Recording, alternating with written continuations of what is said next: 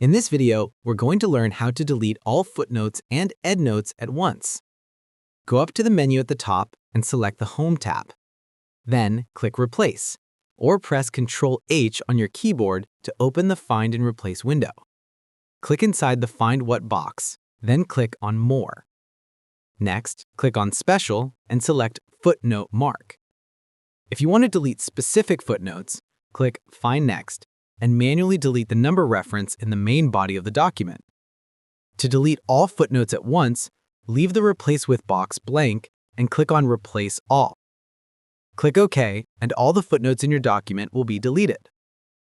The same steps apply if you want to delete endnotes. In the Find What window, just change the letter F to the letter E or select Endnote Mark from the special menu. To delete all endnotes at once, leave the Replace With box blank and click on Replace All. Click OK, and all the endnotes in your document will be deleted. And that's how easy it is to remove footnotes in a Word document.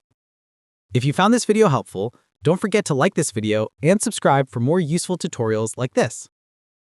Feel free to reach out if you encounter any issues during the process. If this video helps you out, please leave a like and subscribe. Comment below if you have any questions.